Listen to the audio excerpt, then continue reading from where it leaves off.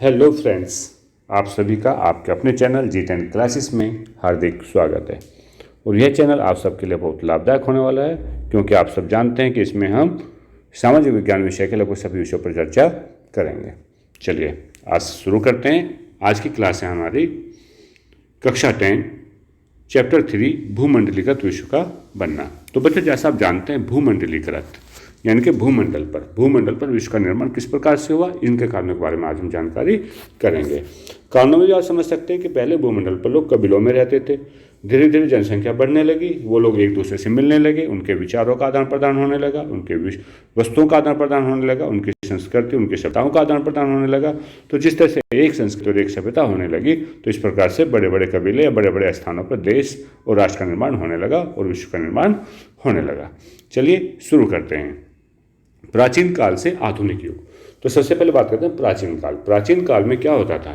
जो यात्री होते थे, व्यापारी होते थे, पुजारी होते थे या तीर्थयात्री कह सकते हैं, वो अलग अलग कारणों से लंबी लंबी दूरियों की यात्रा करते थे। यात्रा करने के कई कारण थे, जैसे आप देख सकते हैं। सबसे पहले खानाबदोशी थे। उनका एक स्थान पर कृषि करना या पशुपालन करना बंद हो जाता था, तो वो उस स्थान को छोड़कर दूसरे स्थान पर जाते थे। इस तरह से व्यापारी भी जाते थे कि अपना भाई, जब किसी को जैसे जैसे समाज में प्रोग्रेस होती गई, विस्तार होता गया, वो लोग अपने सामान को एक स्थान से दूसरे स्थान पर बेचने भी जाते थे। तो इस तरह वो लोग कुछ व्यापारी कहलाए। तो अपने यात्रा में ये लोग विभिन्न प्रकार की वस्तुएं, पैसा, मूल्य, मान्यताएं, हुनर, विचार, आविष्कार, यहाँ तक कि कीटाणु और बीमारियां भी एक साथ लेकर चलते थे। ये तो आज भी होता है। अभी कोरोना देखो कहाँ से फैल के कैसे आ गया है, तो आप इस चीज़ को समझ सकते हैं। तो 13वीं शताब्दी में देशों के मध्य भी मजबूत कैसे होने लगे थे? मजबूत संबंध होने लगे थे। तो एक देश मतलब एक दूसरे की जान पहचान होने लगी थी। जब जान पहचान होती है तो रिश्ते मजबूत होने लगते हैं। चलिए इसी प्रकार से आगे देखते हैं। रेशम मार्ग से विश्व का जुड़ना। रेशम मार्ग कहलाता है जब हम कोई बिजनेस या व्यापार के लिए कोई आसान मार्ग का रास्ता ढूंढते हैं, तो वह रेशम मार्ग कहलाता है। तो जमीन या समुद्र से होकर गुजरने वाले रास्ते, जो भी रेशम मार्ग थे, मतलब जमीन या समुद्र से रास्ते होते थे, वो केवल एशिया के ही अलग अलग क्षेत्रों को नहीं जोड़ते थे, बल्कि एशिया को यूरोप और उत्तरी अफ्रीका से भी जोड़ते थे। तो आप समझ सकते हैं कि जो भी रेशम मार्ग थे, मतलब व्यापारी जो मार्ग जो थे, वो केवल एशिया में नहीं थे, वो एशिया को यूरोप से भी, उत्तरी अफ्रीका से भी, अमेरिका से भी, आदि से भी जोड़ते थे। और इन मार्गों से कौन कौन आते थे? बौद्ध उपदेशक आते थे, ईसाई मिशनरी आते थे, बाद में मुस्लिम उपदेशकों ने भी आना शुरू कर दिया इन्हीं मार्गों से। चलिए भोजन देखते हैं। अब भोजन में क्या है? जब नई फसलों से परिचय हो गया, पहले लोग केवल गेहूँ को जानते थे, तो उसके बाद में धीरे धीरे जब अमेरिकी यात्री यहाँ पर आए, क्रिस्टोफर कोलंबस जब यहाँ पर आए, तो उन्होंने बताया आलू, सोयाबीन, मूंगफली, मक्का, मिर्च, शकरकंद आदि भी कोई चीज़ होती है। तो इनका परिचय हुआ, और जो बाद में यूरोप और एशिया में विस्तृत रूप से होने लगी। नूडल्स, जिसे आप सब जानते हैं, बच्चे बड़े खुश होकर खाते हैं नूडल्स, आप सब खाते हैं नूडल्स। देखो मुँह में पानी आने लगा ना आपके अभी। हाँ, तो देखिए नूडल्स क्या हुआ। नूडल्स कैसे पहुंचा पश्चिम में? चीन से। सबसे पहले नूडल्स कहाँ हुआ? चाइना में हुआ। तो चीन से वो पश्चिम में पहुंचा, और वहाँ से क्या कहते थे, वहाँ से किससे जन्म हुआ? स्पैगेटी का जन्म, मतलब स्पैगेटी भी एक नूडल्स का ही रूप है। और आयरलैंड की बात सुनिए। आयरलैंड के जो काश्तकार थे वो काफ़ी गरीब थे, वो केवल आलू पे जानते थे, आलू पर ही वो निर्भर थे। तो 1840 के दशक में क्या हुआ? आलू की फसल खराब हो गई और वहाँ पे एक भयानक आलू का अकाल पड़ गया। कब से कब तक पड़ा यह अकाल? ये हुआ 1865 से लेकर 1849 तक, जिसमें लगभग 10 लाख लोगों की मृत्यु हो गई थी। तो याद रखेंगे इस बात का कि आलू का जो अकाल पड़ा था 1865 वो कहाँ से संबंधित है? वह आयरलैंड से संबंधित है। कहाँ से संबंधित है? आयरलैंड से संबंधित है। चलिए आगे देखते हैं। आगे आता है नए नए मार्ग और व्यापार। भाई, जब एक बाजार होगा, हमारे पास किसी चीज़ की अधिकता होगी, हमें उसको बेचने के लिए जाना है, हमने लोकल मार्केट में तो बेच लिया। अब लोकल में बात नहीं बनती, तो हमें मेरठ से ऐसे शहर में जाना पड़ता है या लखनऊ जैसे शहर में जाना पड़ता है। तो 16वीं शताब्दी में क्या हुआ? जो यूरोप के नाविक थे, उन्होंने एशिया और अमेरिका तक समुद्री मार्ग की खोज कर ली थी। ठीक। और जो भारतीय उपमहाद्वीप था, ये सबके लिए बहुत बड़ा व्यापार का केंद्र था। क्या था? व्यापार का केंद्र था। यानी कि भारत का जो केंद्र था, ये कहाँ तक फैल गया? ये यूरोप तक फैल गया था। कहाँ तक फैल गया? यूरोप तक फैल गया था। और इसी प्रकार से 16वीं शताब्दी में स्पेनिश वासी या पुर्तगाली जो थे, उन्होंने वो अमेरिका को जीतने वाले पहले यूरोपीय थे। अमेरिका को जीतने वाले पहले यूरोपीय कौन थे? स्पेनवासी और पुर्तगाली। कौन कौन थे? स्पेनवासी और पुर्तगाली। ये अमेरिका को जीतने वाले पहले क्या थे? पहले सैनिक थे, मतलब पहले लोग थे स्पेनिश और पुर्तगाली जिन्होंने अमेरिका को जीता था। और स्पेनिश सेनाओं के शक्तिशाली हथियार क्या थे? चेचक के कीटाणु। इनके साथ चेचक के कीटाणु भी अमेरिका पहुंच गए थे, तो जिसके कारण इनकी जीत हो गई, तो चेचक फैल गया था। पेरू और मैक्सिको की खानों में, पेरू और मैक्सिको में कौन सी खानें होती हैं? पेरू मैक्सिको में सोना पाया जाता है। किस चीज़ की खान है? सोने की खान है, सोने की। ठीक है, याद रखेंगे। पेरू और मैक्सिको किसके लिए प्रसिद्ध है? ये सोने के लिए प्रसिद्ध है। तो इन्होंने सोने की जो संपदा थी, सोने की जो धातु थी, उसमें बहुत ज़्यादा वृद्धि की और इनका व्यापार कहाँ तक फैल गया? एशिया तक फैल गया। और 17वीं सदी आते आते दक्षिण अमेरिका की धन संपदा की व्यापक चर्चा होने लगी। पूरे विश्व में चर्चा होने लगी कि भाई दक्षिण अमेरिका में तो बहुत ज़्यादा धन है। और इसी प्रकार से दक्षिण अमेरिका का एक शहर का नाम था एल डोराडो। क्या नाम था? एल डोराडो, जिसको सोने का शहर कहा जाता था। अब बात करते हैं 19वीं शताब्दी की। 19वीं शताब्दी में अर्थशास्त्री जो थे वो कहते थे कि भाई कुछ अलग अलग अर्थव्यवस्था किसी देश की या किसी राष्ट्र की या विश्व की अर्थव्यवस्था को बनाए रखने के लिए 3 तरह के विनिमय, 3 प्रकार के व्यापार होने चाहिए। सबसे पहला था वस्तुओं में व्यापार का प्रभाव। वस्तु में कौन कौन सी? गेहूँ, जो आवश्यक चीज़ें हैं, खाने के लिए गेहूँ और पहनने के लिए कपड़े, इन चीज़ों का व्यापार में वस्तुओं में बहुत ज़्यादा प्रभाव होना चाहिए। रोजगार की तलाश में लोगों का प्रवास, लोग जो एक स्थान से दूसरे पर घूमते हैं, उन्हें रोजगार मिलना चाहिए। रोजगार किस चीज़ में था? या तो कोई कारपोरेट हो, कोई कंपनी लगी हो, कोई फैक्ट्री लगी हो तो उसमें रोजगार मिलेगा, या लोग बिजनेस कर रहे हो तो एक स्थान से दूसरे स्थान पर वो रोजगार की तलाश में जाकर बसने लगे थे। और तीसरा कारण उन्होंने बताया था, तीसरे तरह का प्रभाव था कि लंबी दूरी वाले स्थानों, अल्प अवधि या दीर्घ अवधि में निवेश करने के लिए पूंजी का प्रवाह। कि जो लोग लंबी दूरी पर जाते हैं उनके लिए कुछ समय के लिए या बड़े समय के लिए निवेश होना चाहिए। वो लोग पूंजी का प्रवाह कर सकते हैं, कुछ थोड़े समय के लिए या कुछ ज़्यादा समय के लिए।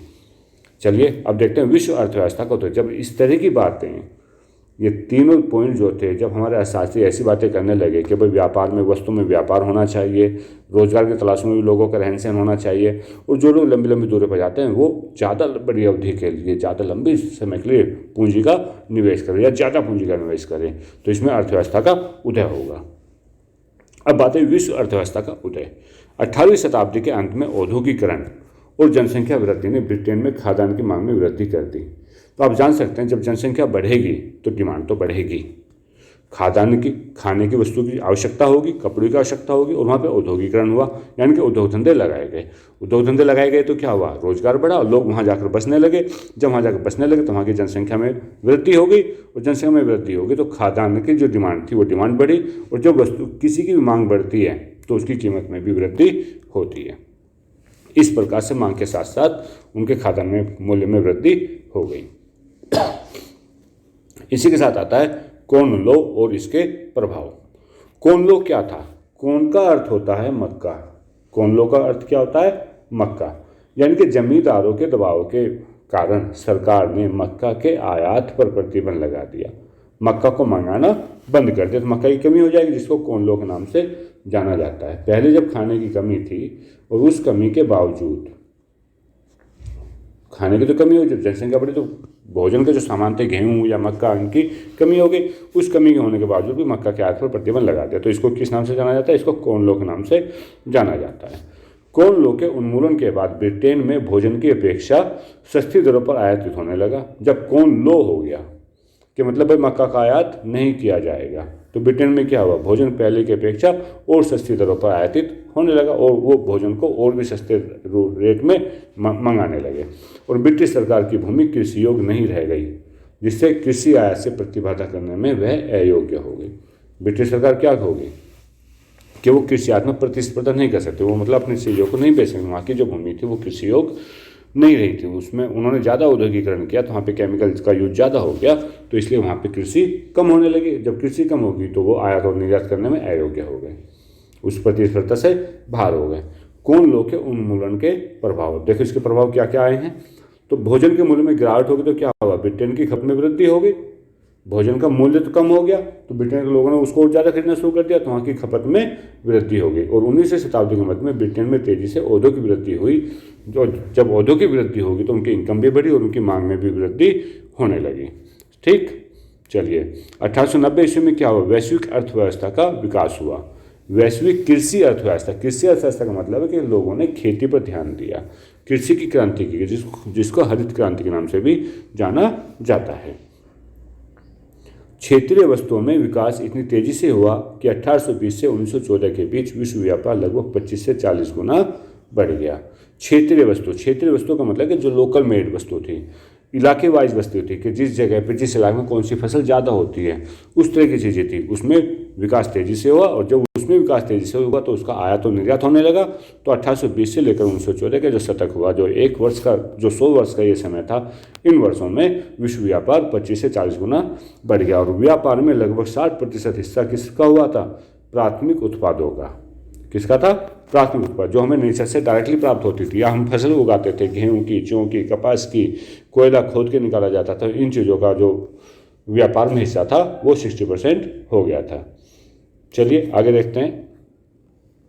19वीं शताब्दी में तकनीक की भूमिका, टेक्नोलॉजी। अभी तक हमने तकनीकी के बारे में बात नहीं की, अब हम तकनीक की बात करते हैं। टेक्निक्स क्या थी कि हम जो बिजनेस कर रहे थे, अभी तक हम पैदल जाते थे या समुद्र के रास्ते जाते थे, कि वह उसमें तेज़ी कैसे लाई जाए। तो तकनीक है रेलवे की। लैंड पे, ज़मीन पे क्या चलता था? स्थल पे चलती थी रेलवे। स्टीमर कहाँ चलती थी? पानी में। पानी के जो रास्ते थे उनको तेज़ करने के लिए, तीव्र गति करने हमने स्टीमर का यूज किया। और सूचनाएं एक स्थान से दूसरे स्थान पर सूचनाएं करने हमने टेलीग्राफ का यूज किया।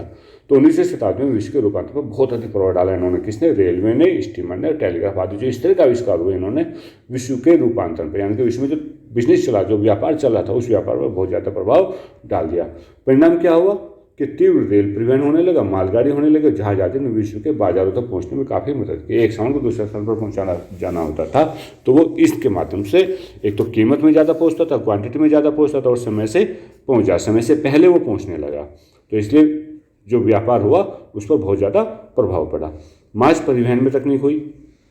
मांस का परिवहन होता था, मीट का परिवहन होता था, तो जो जहाज थे उसमें रेफ्रिजरेटर का निर्माण हो गया। और जिसमें रेफ्रिजरेटर लग गया तो जो खाने की चीज़ें थी जो हम उसमें रखते थे, आज हम फ्रिज में सामान रखते हैं तो जल्दी से ख़राब नहीं होता, तो वो जल्दी ख़राब होने वाले पदार्थों को भी लंबी दूरी तक, खूब दूर तक वो जाने में सहायता मिली। और जमा किए गए मांस को अमेरिका, न्यूजीलैंड, ऑस्ट्रेलिया से विभिन्न यूरोपीय देशों तक निर्यात किया जाने लगा। तो इस तरह से मांस के निर्माण में, मांस के परिवहन में भी तकनीक आई। और इसका परिणाम क्या हुआ? जब ये मान लीजिए कि भारत से मांस जा रहा है और भारत से ही मांस जा रहा है अलग अलग देशों में, और वहाँ पे ऑलरेडी पहले मांस था, तो उसका मांस का मूल्य कम हो जाएगा। तो वहाँ परिणामस्वरूप क्या हुआ कि यूरोप के बाजार में मांस का मूल्य कम हो गया, और जो गरीब लोग थे, निर्धन लोग थे, वो लोग भी रोज मांस खाने लगे, रोज वो भी मांस खाने लगे। निर्धनों को के लिए भी मांस क्या होगा? प्रतिदिन का आहार बन गया। चलिए अब देखते हैं आगे। 19वीं शताब्दी के अंत में उपनिवेशवाद का अर्थ हो गया कि 19वीं शताब्दी के अंत में जो व्यापार और बाजार विस्तृत हो गया था, तो औपनिवेशिक समाजों को अर्थव्यवस्था में समाहित कर लिया गया। कैसे किया? ब्रिटेन, फ्रांस, जर्मनी और अमेरिका, ये शक्तिशाली औपनिवेशिक शक्तियाँ बन गई। भाई इनके यहाँ बिजनेस ज़्यादा हुआ, जब बिजनेस ज़्यादा, व्यापार से इन्होंने ज़्यादा धन कमाया, तो ये लोग औपनिवेशिक शक्तियाँ बनने लगी और अफ्रीका पर कब्जे की कोशिश में लगी। प्रतिद्वंदी यूरोपीय ताकतों ने अपने अपने क्षेत्र विभाजित करने में फुट्टा स्केट्स का भी सहारा लिया। आगे देखते हैं अफ्रीका में औपनिवेशीकरण। रिंडरपेस्ट या मवेशी प्लेग, यहाँ पे दो शब्द आए हैं, रिंडरपेस्ट या मवेशी प्लेग के। 1890 के दशक में जब अफ्रीका में फैलने वाली पशु बीमारी थी एक रिंडरपेस्ट, उससे बहुत संख्या में पशु मारे गए, लगभग 90% पशु वहाँ पे मारे गए। जब पशु मारे गए तो किस चीज़ की कमी होगी? मांस की कमी हो जाएगी, आपके दूध की कमी हो जाएगी, जो भी पशु से चीज़ें प्राप्त होती है। और 19वीं शताब्दी के अंत में यूरोपवासी कहते खदानों और बागानों में स्थापित करने के लिए कहाँ आ गए? वे अफ्रीका में आ गए और यहाँ के संसाधनों का वो दोहन करना चाहते थे। जो यूरोपवासी थे, इंग्लैंड, ब्रिटेन के, ये लोग कहाँ पहुँच गए? अब ये अफ्रीका में पहुँच गए। अब हम अपने बिजनेस को अफ्रीका में करेंगे, वहाँ के संसाधनों का दोहन करेंगे, वहाँ पर बागान स्थापित करेंगे, वहाँ पे खदानें मतलब फैक्ट्रियाँ स्थापित करेंगे, और वहाँ से जो भी वहाँ का संसाधन है उन संसाधनों का दोहन करेंगे। ठीक है, चलिए इसी प्रकार देखते हैं हम भारत से अनुबंधित मजदूरों का प्रवास। तो भारत के जो अनुबंधित मजदूर, उन्हें क्या कहते थे? गिरमिटिया। आपको इससे पहले चैप्टर में बताया था कि गिरमिटिया मजदूर होता है। भारत से कुछ मजदूर किसी अनुबंध के तौर पर दूसरे देशों में, क्यूबा आदि स्थानों पर भेजा जाता था, तो जिससे उन्हें गिरमिटिया मजदूर कहते थे। तो अनुबंध मजदूर से तात्पर्य है कि किसी नियोक्ता के लिए निश्चित समय के लिए एक निश्चित राशि पर अनुबंध के अंतर्गत कार्य करने वाले बंधुआ मजदूर जो होते हैं, जो मजदूर होते हैं वो बंधुआ हो जाता है, उन्हें अनुबंधित कह देते हैं। तो 19वीं शताब्दी में क्या था? लाखों भारतीय और चीनी मजदूर बागानों, खादानों और विश्व के विभिन्न निर्माणकारी परियोजनाओं में कार्य करने के लिए बाहर गए। इनमें से अधिकांश मजदूर कहाँ के थे? उत्तर प्रदेश के थे, बिहार के थे, मध्य भारत के थे और तमिलनाडु के थे। यहाँ से वो लोग बाहर दूसरे देशों में गए थे। 19वीं शताब्दी के मध्य भारत में कई सामाजिक परिवर्तन भी हुए, जैसे कुटीर उद्योगों का पतन हो गया। भाई अंग्रेजों ने यहाँ आकर के क्या क्या फैक्ट्रियाँ लगाई, या अपने यहाँ फैक्ट्री लगे, हमारे से मशीनों द्वारा तैयार माल आने लगा, तो जो हमारे छोटे उद्योग थे, हाथ से जो बनाते थे, उनका पतन होना स्वाभाविक हो गया। जमीनों का किराया बढ़ने लगा और खादान और बागानों के लिए जमीन को साफ कर दिया गया। इसलिए मजदूर की तलाश में प्रवास के लिए बात किया गया। क्या हुआ? मजदूर को कहाँ जाना पड़ा? फिर उसको बाहर, जब यहाँ मजदूरी नहीं रहेगी, काम ही नहीं रहेगा, तो मजदूर को कहने का तो जाना पड़ेगा ना काम करने के लिए। तो इसलिए वो बाहर दूसरे देश जाने लगे। और कहाँ जाते थे वो? भारतीय जो मजदूर थे वो कहाँ कहाँ जाते थे? वो कैरिबाई द्वीप पे जाते थे, त्रिनिदाद, गुयाना, सूरीनाम, मॉरिशस और फिजी, ये उनके प्रमुख गंतव्य स्थान थे। पूछा जा सकता है कि जो भारतीय गिरमिटिया मजदूर थे उनको कहाँ कहाँ भेजा जाता था? तो उनको कैरिबाई द्वीप पर भेजा जाता था। और कैरिबाई द्वीप में कौन कौन होते थे? त्रिनिदाद, गुयाना, सूरीनाम और मॉरिशस, फिजी आदि आते थे। और तमिल प्रवासी लोग सीलोन या मलाया जाते थे। सीलोन कहते हैं लंका को। सीलोन किसका नाम था? लंका को। सीलोन और मलाया गए। अनुबंधित मजदूर आसामों के चाय के बागानों में भी नियुक्त किए गए थे। कहाँ कहाँ किए गए थे? चाय के बागानों में भी नियुक्त किए गए थे। अब इनकी स्थिति की बात करते हैं। तो अनुबंधित मजदूर की जब स्थिति, जो आज की स्थिति है कि जब हम कोई काम कराता तो एजेंट जब तक वो काम नहीं होता उससे पहले तो कितने वादे करेंगे, आप वहाँ जाओगे, आपको ये खाना भी मिलेगा, पीना भी मिलेगा, रहना भी मिलेगा, आपको सब कुछ मिलेगा। लेकिन वादा तो हो जाता था, लेकिन वो सुविधाएं उनको मिलती नहीं थी। तो ऐसे पहले होता था, जब मजदूर दूसरे देश में जाते थे तो एजेंट के माध्यम से नियुक्त करते थे, वो उनको वादा करते थे सुविधाओं का, और जबकि वहाँ पर परिस्थितियाँ उससे भी विपरीत होती थी। चलिए आगे देखते हैं 19वीं शताब्दी में सांस्कृतिक परिवर्तन के। 19वीं शताब्दी के अंदर सांस्कृतिक परिवर्तन क्या क्या हुए? तो सबसे पहली बात थी कि 19वीं शताब्दी में जो होता अनुबंध हुए थे। एक कॉन्ट्रैक्ट बेस हुआ था। कॉन्ट्रैक्ट बेस में क्या होता था? एक दास्ता यानी कि गुलामी की नई प्रथा शुरू हो गई थी। जबकि मजदूरों ने कठिन जीवन जीने के बाद भी विभिन्न सांस्कृतिक रूपों का मिश्रण करके मनोरंजन और त्योहारों को विकसित किया। भाई मजदूर तो थे, जीवन तो कठिन जी रहे थे, लेकिन कठिन जीवन में भी उन्होंने खुश रहना सीख लिया। जब खुश रहते थे वो अपना कुछ ना कुछ नई नई एक्टिविटी करते रहते थे। तो इससे क्या चीज़ें हुई? उनकी जो संस्कृति है, संस्कृति का विस्तार हुआ और उनके त्यौहार का विस्तार हुआ। जैसे त्रिनिदाद में रियटस कोर्निवाल, होसे रस्ताफरियानवाद जमैका की आध्यात्मिक विचारधारा का विरोधी धर्म, और जिसे जमैका के गायक बॉब मार्ले त्रिनिदाद की गुयाना के चटनी संगीत ने प्रसिद्ध बना दिया था। तो इस तरह के फेस्टिवल्स होने लगे जिसमें कुछ लोग ज़्यादा फेमस भी हुए थे।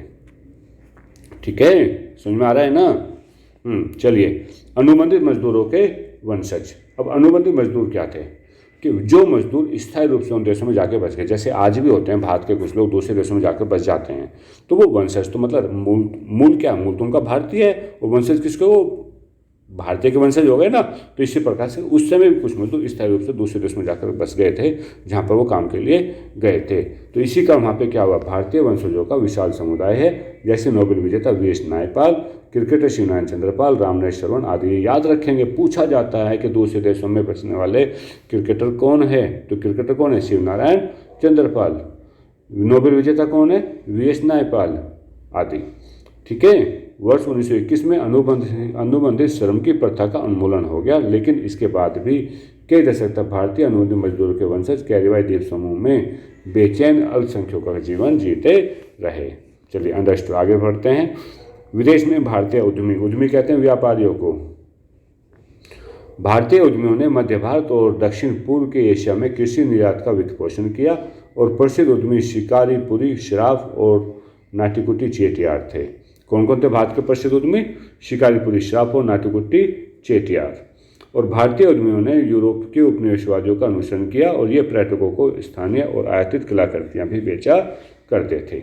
याद रखेंगे इन चीज़ों को। भारतीय उद्यमी क्या करते थे कि यूरोप में उपनिवेशवाद का अनुसरण किया, और पर्यटकों को स्थानीय आयातित कलाकृति भी ये बेचा करते थे। चलिए आगे देखते हैं। भारतीय व्यापार, उपनिवेशवाद और वैश्विक व्यवस्था। तो भारत से किसी का निर्यात होता था? भारत से कपास जो होती थी, कपास का निर्यात पूरे यूरोप में क्या है? कपास जानते ना सब, जिससे ऊन बनती है, कॉटन बनता है। तो लेकिन औद्योगिकरण के कारण इसके पश्चात ब्रिटेन कहाँ होने लगी? ब्रिटेन में भी कपास का उत्पादन होने लगा था, और तो जो भारत से आयातित कपास थी उस पर रोक लग गई। भाई यूरोप है, ब्रिटेन यूरोप का एक हिस्सा है, तो जब उन्हें वो चीज़ ब्रिटेन में मिलेगी और कम कीमत में मिलेगी तो वो भाषा आयात क्यों कराएंगे। ठीक है, चलिए भारतीय व्यापार और उपनिवेशवाद। ब्रिटिश सरकार ने सूती वस्त्र के आयात पर सीमा शुल्क की दरें ऊंची लगा दी। ब्रिटिश सरकार क्या चाहती थी? ब्रिटिश सरकार चाहती थी कि किसी भी तरह से जो भारत की संपदा है, जो भारत का धन है, वो ब्रिटेन में पहुंच जाए। और जब भारत ब्रिटिश का उपनिवेश आता है, अर्थात भारत में ब्रिटिश की सरकार थी, तो उन्होंने जो दूसरे देश से भारत में सामान आता था उसकी जो आयात की दर थी वो ऊंची कर दी, जिससे ब्रिटेन का सामान यहाँ पर बिक सके। और 19वीं शताब्दी में ब्रिटिश के उद्योगपति वस्त्रों के लिए विदेशी बाजार तलाशने लगे कि वो भारत में सामान ना बेच करके कहीं और भी बेचने लगे। तो जो भारतीय उद्योग जो था उस पर प्रतिकूल प्रभाव पड़ने लगा। अंडरस्टूड। और अंग्रेजों ने भारतीय किसानों पर नील अफीम की खेती के लिए दबाव बना दिया, तो यहाँ पर कपड़े की खेती कम होने लगी, कपास की खेती कम होने लगी, क्योंकि वो नील और अफीम को ज़्यादा उगाना चाहते थे और नील ब्रिटेन को निर्यात किया जाता था, और जबकि अफीम 1820 से चीन को निर्यात किया जाता था। ठीक है, इसी प्रकार से भारत और ब्रिटेन के बीच व्यापारिक संबंध। 19वीं शताब्दी में भारतीय बाजार ब्रिटिश निर्माणकर्ताओं की अधिकता हो गई। और 19वीं शताब्दी में क्या हुआ था? जो भारतीय बाजार था उसमें ब्रिटिश कंपनी, ब्रिटिश कारपोरेट की अधिकता हो गई थी, और भारत से जो भी माल भेजा जाता था वो ब्रिटेन से भी माल भेजा जाता था। जो भारत से माल भेजा जाता था वहाँ ब्रिटेन से माल भेजते थे, तो जिसकी दरें ऊंची होती थी। और ब्रिटेन को भारत के साथ व्यापार अधिशेष होने लगा, और ब्रिटेन व्यापार अधिशेष से अधिकारियों को ही पेंशन दिया करता था या दूसरे देशों में उससे निवेश करता था। अर्थात बात यह है कि नाम होता था भारत से सामान भेजा जाए, और वहाँ पे सामान भेजा जाता था ब्रिटेन से, ब्रिटेन की फैक्ट्रियों से, और जिसका पैसा जो उनको मिलता था उससे वो अधिकारियों को पेंशन दे दिया करता था। अब बात इसी समय आ जाता आपका प्रथम विश्व युद्ध। जब विश्व युद्ध कहीं होगा तो उसका अर्थव्यवस्था पर प्रभाव पड़ेगा। तो देखिए युद्ध के बीच अर्थव्यवस्था कैसे थी। प्रथम विश्व युद्ध हुआ था आपका 1914 से 1918 के बीच में, दो गुटों के बीच में लड़ा गया था। पहला था मित्र राष्ट्र और दूसरा था मध्य शक्ति, को सेंट्रल पावर्स कहा जाता है या ध्रुव राष्ट्र कहा जाता है। तो मित्र राष्ट्र में ब्रिटेन, फ्रांस और रूस थे, और बाद में अमेरिका भी इसमें जुड़ गया था। जबकि दूसरे मध्य शक्तियाँ थी, इसमें जर्मनी, ऑस्ट्रिया, हंगरी और तुर्की आदि थे। प्रथम विश्व युद्ध ही पहला और आधुनिक औद्योगिक युद्ध था। कैसा था? आधुनिक औद्योगिक युद्ध था। ये उद्योगों के रूप में लड़ा गया था। पहली बार जो प्रथम विश्व में हथियार हुआ था, प्रयोग हुए थे, आधुनिक हथियारों का प्रयोग हुआ था। इसमें मशीन गन, टैंक, हवाई जहाज, रासायनिक हथियार भी थे। और इस युद्ध के दौरान लगभग 90 लाख लोग मारे गए थे, 2 करोड़ लोग घायल हुए थे। आप ये कह सकते हो कि जान और माल की बहुत ही बड़ी क्षति हुई थी। 90 लाख लोग उसमें मारे गए थे। युद्धोत्तर सुधार। युद्ध के बाद क्या क्या सुधार हुए? तो जब युद्ध होगा तो किसी को कर्ज लेना पड़ेगा और किसी को कर्ज देना पड़ेगा। तो ब्रिटेन ने अमेरिका से कर्ज लिया था, जिससे उसे आर्थिक विपत्ति का सामना करना पड़ा। और वर्ष 1921 में प्रत्येक 5 ब्रिटिशों में से 1 ब्रिटिश को काम करने के लिए बाहर जाना पड़ा था। मतलब ये कह सकते हैं कि हम ब्रिटेन में इतनी अधिक आर्थिक तंगी आ गई थी कि 5 लोगों में से 1 लोग को बाहर दूसरे देश काम करने के लिए जाना पड़ा था। इसी प्रकार पूर्वी यूरोप से गेहूं का निर्यात युद्ध के दौरान अवरुद्ध हो गया था। जो पूर्वी यूरोप था वहाँ से गेहूं का निर्यात करने के लिए वो अवरुद्ध हो गया, नहीं आ पाया। तो कनाडा, अमेरिका और ऑस्ट्रेलिया में भी युद्ध का उत्पादन, मतलब गेहूं का उत्पादन हो गया, वहाँ पे बढ़ने लगा था। और युद्ध के बाद पूर्वी यूरोप में जो उत्पादन था वो पुनर्जीवित हो गया, जिसके कारण अनाज का मूल्य गिर गया और किसान भी वहाँ के कर्ज में डूब गए। पहले उन्होंने कर्ज लेकर जमीन बोई, और वो जमीन जब बोई तो वो बिका नहीं, और जब वो बिका नहीं तो उसका मूल्य कम हो गया। मूल्य कम हो गया तो जो किसान थे वो कर्ज में डूब गए। चलिए आगे देखते हैं उत्पादन और उपभोग। आर्थिक स्थिति संकट की जो संक्षिप्त अवधि थी वो थी 1920 के दशक में। अमेरिका की अर्थव्यवस्था फिर से मजबूत होने लगी, क्योंकि उसने तो कर्ज दे रखा था, उसको वापस धन मिलने लगा तो उसकी अर्थव्यवस्था मजबूत होने लगी। कारों का उत्पादन। कार निर्माता हेनरी फोर्ड थे। कार निर्माता कौन था? हेनरी फोर्ड ने डेट्रॉइट में अपने नए कारखाने को असेंबली लाइन में शुरू किया और वहाँ मजदूरों को अनवरत मशीन की तरह कार्य करने के लिए बाध्य कर दिया। भाई कारों का उत्पादन क्या था? एक असेंबली लाइन में उसने नया कारखाना खोला। कहाँ पर खोला? डेट्रॉइट में। जो वहाँ के मजदूर थे उनको लगातार कंटिन्यू 24 घंटे, 48 घंटे, 50 घंटे मशीन पर कार्य करने के लिए उसने बाध्य कर दिया। और टी मॉडल नामक कार वृहत उत्पादन पद्धति से देश की बनी पहली कार थी। जब उत्पादन की वृद्धि होने लगी वहाँ पे तो सबसे पहली कार थी टी मॉडल। अमेरिका में वर्ष 1919 में कार का उत्पादन 20 लाख होने लगा, जो वर्ष 1929 में 50 लाख हो गया था। इसी प्रकार से महामंदी। वर्ष 1929 के आसपास महामंदी शुरू हो गई और 1930 के दशक के मध्य समूचे विश्व में महामंदी आ गई थी। ये महामंदी का दौर था। महामंदी के उत्तरदायी धारक कौन थे? महामंदी कब शुरू हुई थी? वर्ष 1929 के आसपास महामंदी शुरू हो गई थी और 1930 के दशक में समूचे विश्व में महामंदी आई थी। महामंदी के उत्तरदायी कारक निम्नलिखित थे, जबकि पहला था कृषि उत्पादन के अधिकता की समस्या से कृषि उत्पादों का मूल्य कम हो गया और दूसरा 1920 के दशक में बहुत से देशों ने अमेरिका से कर्ज लेकर अपनी निवेश आवश्यकता को पूरा किया और अमेरिकी पूंजीवादियों ने यूरोपियों को ऋण देना बंद कर दिया, जिससे यूरोपीय के बैंक जो थे वो धराशायी हो गए, मुद्रा का पतन हो गया। याद रखेंगे इनको, ये महामंदी का जो प्रश्न है अक्सर पूछा जाता है। और अमेरिका के आयात करों को दुगना करके मंदी में अपनी अर्थव्यवस्था को सुरक्षित रखने का प्रयास किया, जिससे विश्व व्यापार पूरी तरह नष्ट हो गया था और औद्योगिक देशों में भी मंदी का सबसे बुरा प्रभाव अमेरिका को ही झेलना पड़ा था। और इसमें आगे भारत और महामंदी का क्या रिलेशन रहा? महामंदी के कारण भारत के भी निर्यात और आयात का पतन हो गया। तो ये महामंदी हो गई तो कौन बिजनेस करेगा? भारत तो वैसे ही उपनिवेश था और प्राथमिक उत्पाद जैसे गेहूं और जूट का मूल्य जो था वर्ष 1928 और 1934 के बीच तेजी से गिर गया, लेकिन औपनिवेशिक सरकार ने राजस्व की मांग को स्वीकार करने से मना कर दिया और किसान बुरी तरह संकट में आ गए थे। और इसी अवधि के दौरान भारत कीमती धातु में विशेषकर सोने का निर्यातक बन गया था। कैसा बन गया था? सोने का निर्यातक बन गया था, जिससे वैश्विक अर्थव्यवस्था को पुनर्जीवित करने में सफलता तो मिली, लेकिन जो भारतीय किसान थे उनको तो इससे लाभ नहीं हुआ, क्योंकि सरकार ब्रिटिश की थी और ब्रिटिश लोग क्या करते थे, यहाँ से सोने का जो निर्यात करते थे उसका ज़्यादातर उपयोग अपनी अर्थव्यवस्था को संभालने में किया करते थे। भारत में मंदी से शहरी निवासियों के मुकाबले किसानों और काश्तकारों को ज़्यादा नुकसान उठाना पड़ा था। भारत की मंदी से शहरी निवासियों के मुकाबले किसको नुकसान उठाना पड़ा था? जो किसान थे, जो काश्तकार थे, उनको ज़्यादा नुकसान उठाना पड़ा था। विश्व अर्थव्यवस्था का पुनर्निर्माण अर्थात युद्धोत्तर काल, युद्ध के बाद तो अर्थव्यवस्था का पुनर्निर्माण कैसे हुआ? तो जब द्वितीय विश्व युद्ध हुआ था उसका परिणाम क्या था? मानव के लिए आर्थिक रूप से काफ़ी भयावह रहा और यह युद्ध धुरी राष्ट्र जर्मनी, जापान, इटली और मित्र राष्ट्र ब्रिटेन, रूस, फ्रांस और अमेरिका के बीच में लड़ा गया था। इस युद्ध में लगभग 6 करोड़ 1939 में विश्व की जनसंख्या का लगभग 3% लोग मारे गए थे और लाखों लोग घायल हुए थे। तो युद्धोत्तर पुनर्निर्माण इस प्रकार से हुआ था कि अमेरिका विश्व की राजनीतिक और आर्थिक सेना शक्ति के रूप में उभर गया था। द्वितीय विश्व युद्ध के बाद अमेरिका ही विश्व का नेता बन गया था, विश्व के सेना नायक बन गया था अमेरिका, और सोवियत संघ भी एक महाशक्ति बन गया, जिससे कम्युनिस्ट गुस्ट के रूप में पूंजीवाद का खतरा बन गया था। युद्ध के बाद बंदोबस्त और ब्रेटन वुड्स संस्थान, युद्ध के आर्थिक अनुभवों से अर्थशास्त्रियों और राजनीतिज्ञों ने मुख्य आधार तैयार किया, जैसे वृहत उत्पादन पर आधारित किसी औद्योगिक समाज के व्यापक उपभोग की आवश्यकता थी और स्थायी आय के लिए स्थिर रोजगार की आवश्यकता थी। अभी जब युद्ध के बाद बात होगी तो युद्ध के बाद क्या चाहिए था? एक औद्योगिक समाज को व्यापक उपभोग, यानी मतलब उनकी चीज़ों का उपयोग हो सके और उनकी जो इनकम थी वो इनकम परमानेंट हो। जब इनकम परमानेंट कब होगी? जब आपको रोजगार मिलेगा। रोजगार कैसे मिलेगा?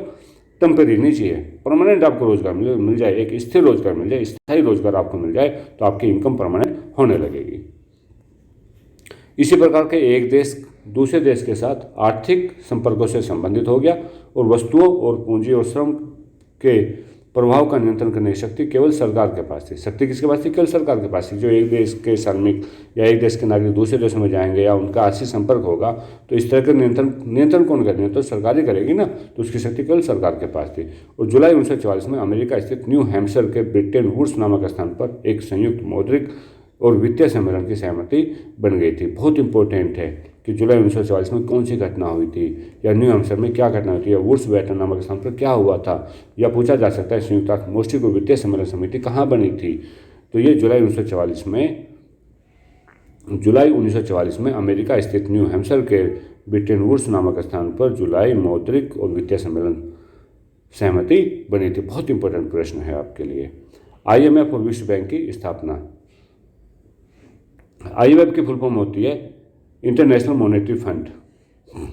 संयुक्त राष्ट्रों के भारी अधिशेष या घाटे से निपटने के लिए ब्रेटन वुड्स सम्मेलन में अंतर्राष्ट्रीय मौद्रिक कोष IMF की स्थापना की गई थी और युद्धोत्तर पुनर्निर्माण को वित्त पोषित करने के लिए अंतर्राष्ट्रीय पुनर्निर्माण विकास बैंक विश्व बैंक की स्थापना की गई और विश्व बैंक और IMF ने वर्ष 1947 में औपचारिक रूप से कार्य करना प्रारंभ कर दिया था। अंतर्राष्ट्रीय मौद्रिक व्यवस्था या राष्ट्रीय मुद्रा या और मौद्रिक व्यवस्था को जोड़ने वाली व्यवस्था है और इस व्यवस्था के अंतर्गत राष्ट्रीय मुद्रा ने विनिमय स्थिरता का पालन किया। प्रारंभिक युद्धोत्तर वर्ष। अब बात करते हैं प्रारंभिक युद्धोत्तर वर्ष की। ब्रिटेन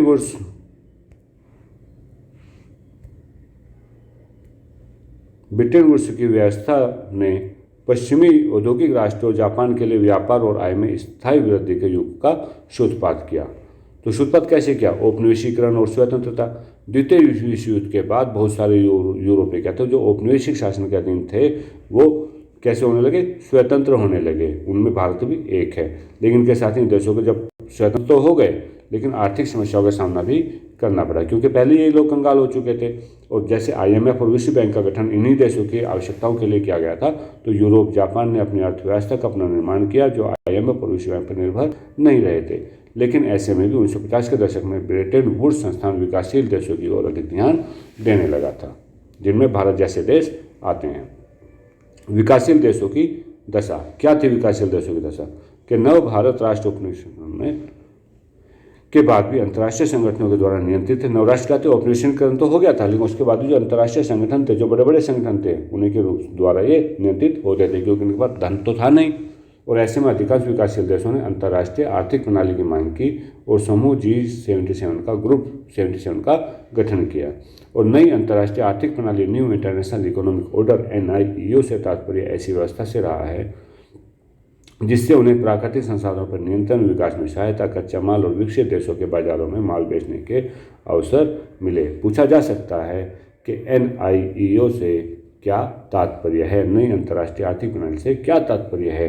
तो इससे तात्पर्य एक ऐसी व्यवस्था से है जिसे उन्हें प्राकृतिक संस्थानों पर नियंत्रण और विकास में कच्चा माल और विकसित देशों को बाजारों में माल बेचने के उचित अवसर प्रदान हो, उचित अवसर प्राप्त हो। ब्रिटेन वुड्स का समापन और वैश्वीकरण की शुरुआत। 1960 के दशक से अमेरिका की विदेशी भागीदारी की उभरती लागतों ने उसकी वित्तीय और प्रतिस्पर्धा मजबूती को कमजोर कर दिया और सोने के संबंध में अमेरिकी डॉलर अपना मूल्य बनाए नहीं रख सका, जिससे स्थिर विनिमय दर की व्यवस्था खराब हो गई और अस्थायी विनिमय दर को लागू किया गया और अंतर्राष्ट्रीय वित्त व्यवस्था में परिवर्तन होने लगा। तो 1970 के दशक में अंतर्राष्ट्रीय वित्तीय प्रणाली जो थी वो बदल गई और विकासशील देशों से ऋण लेने के लिए दबाव बनाया गया और जिससे ऋण संकट और बेरोजगारी बढ़ गई। अब क्या हुआ? जो विकासशील देश थे उनसे ऋण लेने की बात की गई है, क्या हमसे ऋण लेंगे और ऋण का संकट और बेरोजगारी बढ़ जाएगी। और 1970 के दशक में बहुराष्ट्रीय कंपनियां भी बहुत कम वेतन देने वाली एशियाई देशों में उत्पादन केंद्र स्थापित करने लगे। 70 दशक में क्या हुआ? जो बहुराष्ट्रीय कंपनियां थी वो भी जहां वेतन कम होता था उन देशों में कि भाई उन्हें कम वेतन देना पड़े, वहां पे उत्पादन केंद्र स्थापित करने लगी थी। चीन में आर्थिक नीति।